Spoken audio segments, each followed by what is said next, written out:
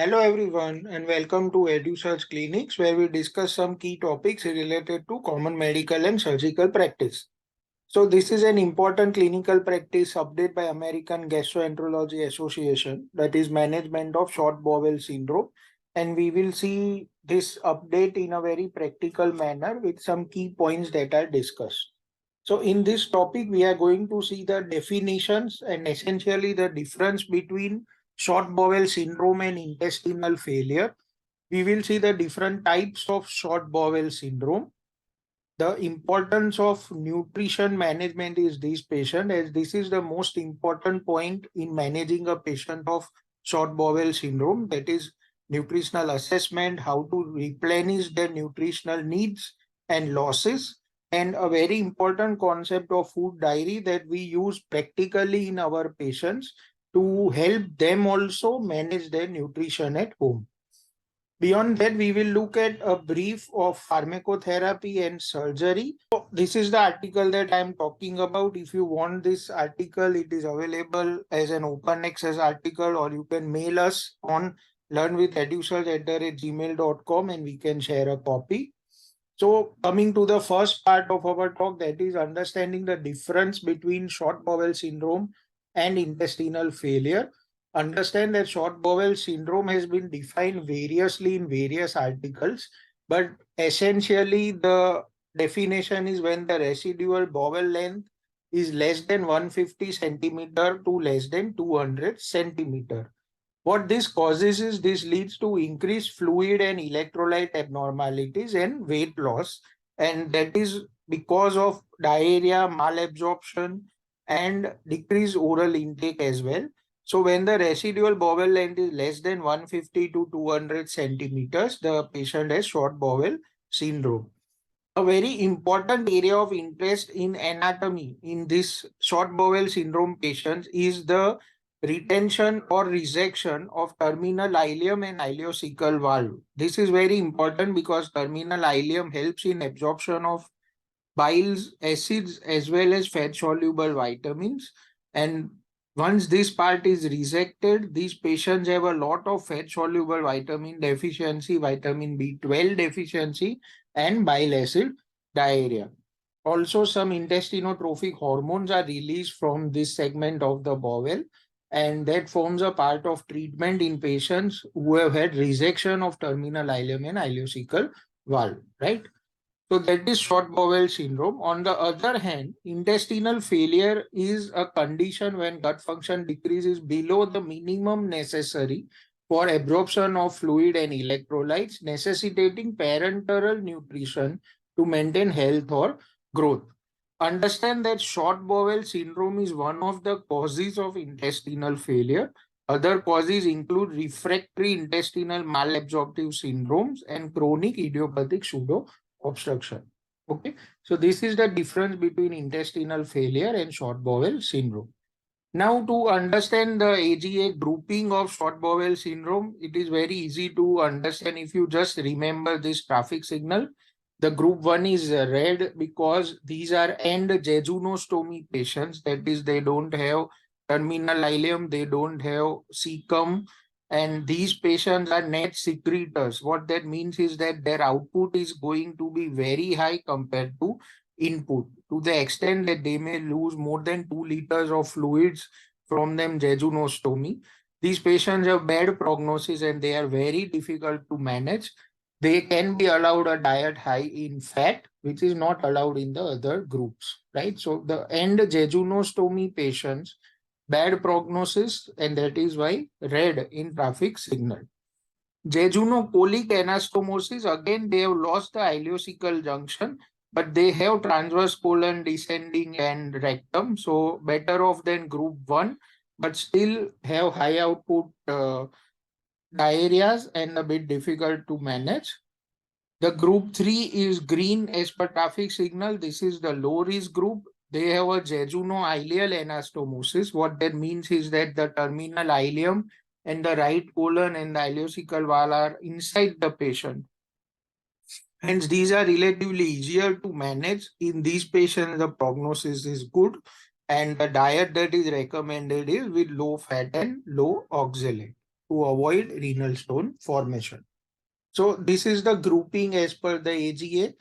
Remember a traffic signal and it will be very easy to understand. And jejunostomy, jejunocolic anastomosis, and jejunoileal anastomosis with jejunoileocolic segments remaining inside the abdomen.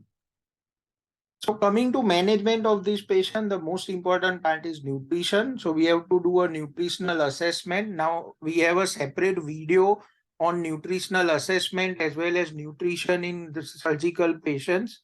Around 3 videos are there. You can have look at all those videos. But in brief, it is important to have a history of the surgeries that the patient has undergone, weight change, history of medications, history of appetite loss, and comorbidities which can affect nutritional administration. When you are examining these patients, a complete head to toe examination with nutritional examination and anthropometric measurements is important to look for dehydration, the signs and symptoms of micronutrient deficiency, and an abdominal examination based on the history of surgeries. In laboratory investigation, nutritional parameters, as has been discussed in the video on nutritional assessment, and very important to measure the bone mineral density. In these patients, you have to monitor for chronic kidney disease and electrolyte abnormalities, as well as fat-soluble vitamin and essential fatty acid deficiencies. You also need annual vitamin and trace element monitoring and bone mineral density every 2 to 3 years on follow-up. So this is in brief nutritional assessment of a patient with short bowel syndrome, a very commonly asked question.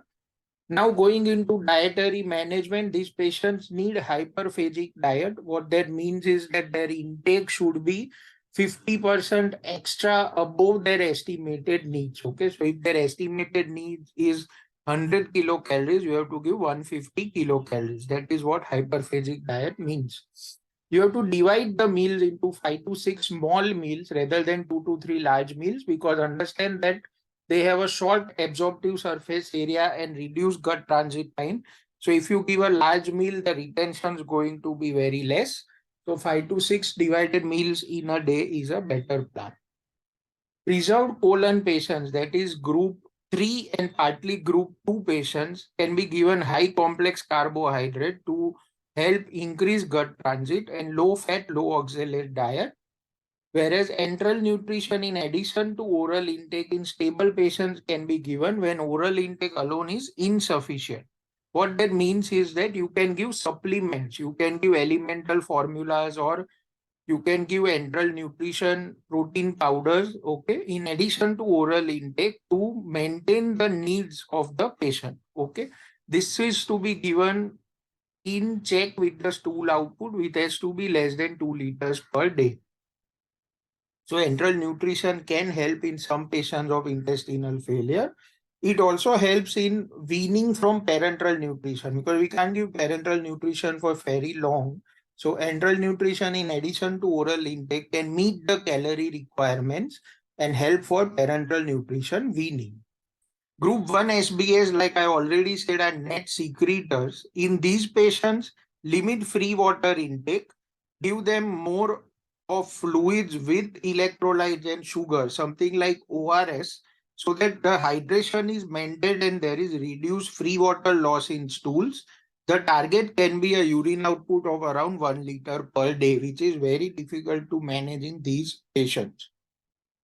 Coming to parenteral nutrition, most of these patients in early post-op period will need parenteral nutrition. But once the oral intake is restarted, you can reduce parenteral nutrition and add enteral supplements.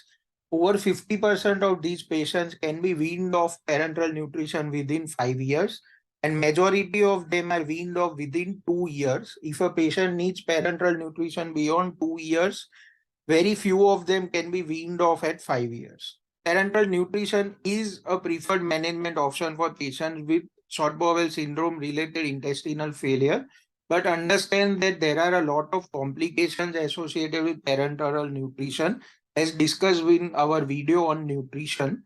And that is why enteral nutritional supplementation and increasing oral intake is a good plan to wean the patients of parenteral nutrition. Going to drug therapy, not many of them help. Proton pump inhibitors to avoid secretory diarrhea should not be used beyond 12 months continuously, as it has been documented to lead to small intestinal bacterial overgrowth. Octreotide is to be used only in cases with high output and jejunostomy. However, it interferes with intestinal adaptation, and that is why it should be avoided during this period. Loperamide helps in reducing diarrhea symptoms, and you can give up to 32 milligrams daily. Bile acid sequestrants are to be avoided because they can worsen fat-soluble vitamin deficiency and increase steatorrhea. You have to avoid sustained release and delayed release preparation because these patients already do not have terminal ileum, colon, and a large part of their small intestine. So these preparations should not be used as the medicines need to be absorbed preferably before proximal jejunum. So avoid sustained release and delayed release preparations. Coming to role of surgery, the principles are to recruit unused distal bowel. So if you have a stoma, you should end the stoma phase and re-anastomose the two bowel ends. So use the unused distal bowel. Augment the function of residual bowel by lengthening and tapering procedures, and use slow intestinal transit by using antiperistaltic loops. So one of the procedures that has been described is a Bianchi procedure, a very commonly asked question. It is longitudinal intestinal lengthening and tapering. What it does essentially is it divides the pipe, that is the intestine, into two parts and creates two pipes out of one pipe and then joins them in isoperistaltic fashion. That is Bianchi procedure. The other procedure is a Kim procedure where we do serial transverse enteroplasties, right? So both of these are lengthening procedures.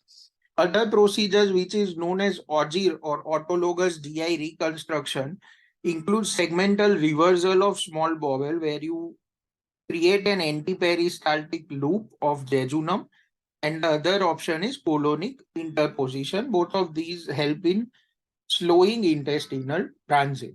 So this single slide gives you an overview of the role of surgery in short bowel syndrome. This is a very important topic, so please remember these procedures as well. Now, role of teduglutide. What is teduglutide? It is a glucagon-like peptide 2 in recombinant fashion. This is secreted by L cells of distal ileum and right colon and is important in intestinal absorptive function improvement as well as weaning of parental nutrition in intestinal failure patients. However, it has been shown that as it is a growth hormone, kind of hormone, the patients who have had malignancy within 5 years can have a recurrence. So that is why active or recent malignancy is a contraindication. Also, teduglutide can lead to growth in gastrointestinal polyps, and that is why screening colonoscopy is required prior to and during GLP-2 therapy. Other issues include the cost. It is quite costly and difficult to take for long term, needs daily therapy and risk of malignancy, as we have already discussed. However, this is one agent that has been approved beyond the standard medical therapy like ORS, PPI, and loperamide. What are the complications of nutritional therapy, or how is the natural history of disease in patients with small bowel syndrome? Important complications include line-related complications. You can prevent them by asepsis and care for lines. Liver and kidney toxicity can be avoided by using parenteral nutrition as little as possible. Reduce fat intake to less than 1 gram per kilogram per day. Avoid soybean-based lipid. Increase oral intake and increase fluid to maintain urine output. These patients are an indication for prophylactic cholecystectomy. Bone mineral density, we have seen DEXA every 2 to 3 years, and calcium, magnesium, vitamin D, and phosphorus supplements. Macro and micronutrient deficiencies need to be catered to. Important ones are glutamine, selenium, iron, and retinol. For chronic diarrhea, diet, anti-secretory agents, octreotide, and teduglutide can help. Stoma-related complications can be prevented by stoma care and hygiene, right? So these are some of the important points that you need to take care of while managing these patients.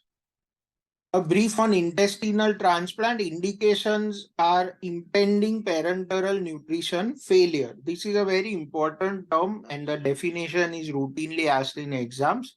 What is parenteral nutrition failure? You can have line related problems or you can have parenteral nutrition related liver failure.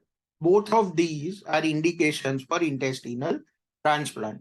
So SBS with overt or impending liver failure, SBS with central line thrombosis or central line infection, bacterial more than two, fungal even single, and parenteral nutrition not able to maintain the fluid and electrolyte balance in the patient. Other important indication is refractory parenteral nutrition dependency. So both these are very important terms to remember. One is refractory parenteral nutrition dependency and the other is impending parenteral nutrition failure.